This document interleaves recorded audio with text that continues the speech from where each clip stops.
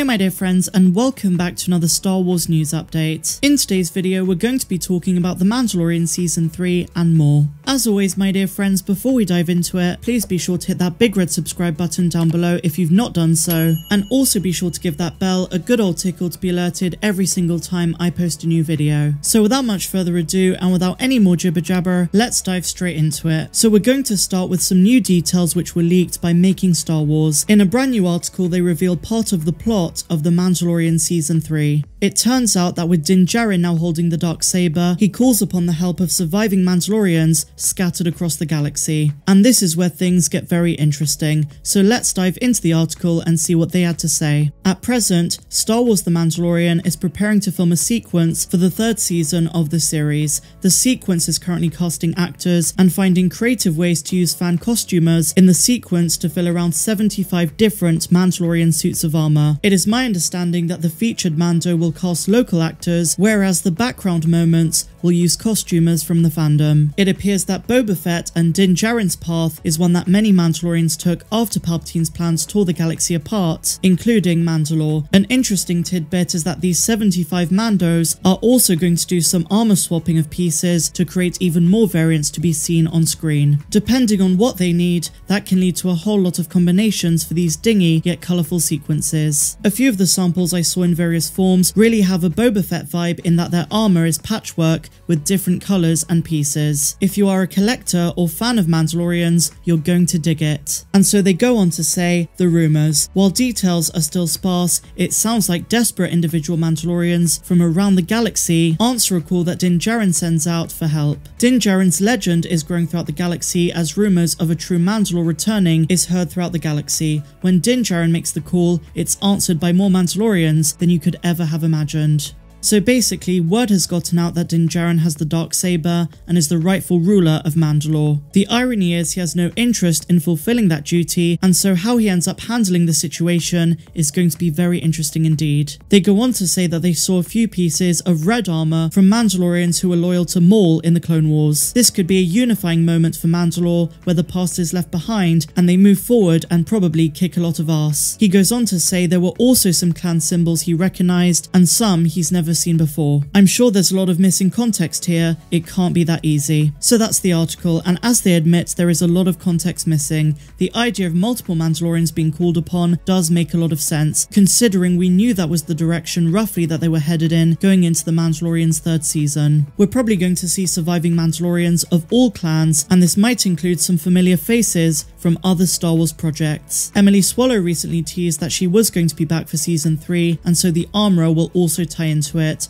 There is so much mystery about her backstory, but as I've pointed out in the past, the horns on her helmet suggest that at one point she was loyal to Darth Maul. A lot of people have theories that she's Rook cast or another Mando from the Clone Wars era. Time will tell, but I do think that Jon Favreau and Dave Filoni want to expand on the character's backstory. If you're interested in the armorer's identity and more theories related to her, then check out the videos I have on my channel. I've made several about her over the last year. So overall, my dear friends, it's looking like season 3 is shaping up to be an absolute treat for fans of Mandalorian lore, Star Wars Rebels and the Clone Wars, which both had Mandalore arcs in them. So now my dear Megalorians, we're going to stay on the subject of The Mandalorian Season 3 because Sasha Banks, who plays the Mandalorian Nite Owl Koska Reeves, says that she has no involvement in Season 3. Now right off the bat we do have to be very skeptical because remember that last year she told us that she's only going to be in one episode when actually she appeared in 2, Chapter 11 and Chapter 16. Another reason we should be skeptical is because of non-disclosure agreements,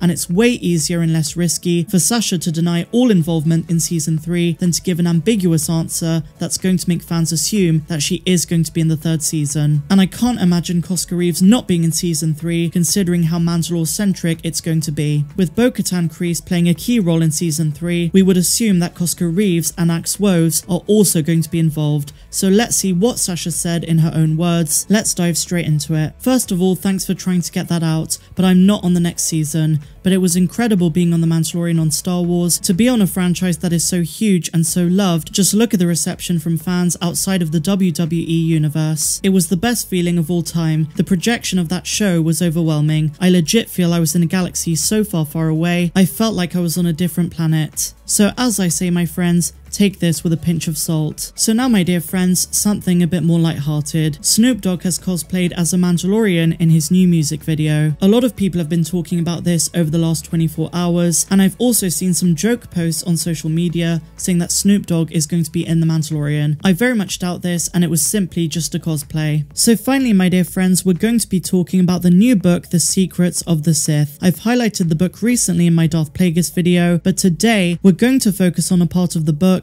that talks about Palpatine's original plans for Rey. Now, I've always thought that Dark Side Rey in The Rise of Skywalker was the biggest missed opportunity, and while it was a vision that Rey had, I would have loved it if she did turn to the dark side. Well, it turns out that Lucasfilm have written what Palpatine had planned if she did give in to the dark side. As we know, the new book is written from Palpatine's perspective. The final notes are clearly written just before the Rise of Skywalker's timeline, and they reveal that the Emperor's original plans for his granddaughter were pretty sinister. It seems like Palpatine originally intended Ben Solo to become the host for his Force presence, which explains why he went to such lengths to trap Kylo Ren in the dark side. He would then have allowed Rey to become the Empress Palpatine, ruling alongside him, although of course it's very unlikely Palpatine would have seen her as an equal. Palpatine's plans must have changed when Kylo Ren began to escape the dark side, liberated by Rey's use of Force Heal and then by a last message from his mother. Now, admittedly, while the book does explain a lot of odd contradictions, it does complicate a lot of matters to do with the prequels,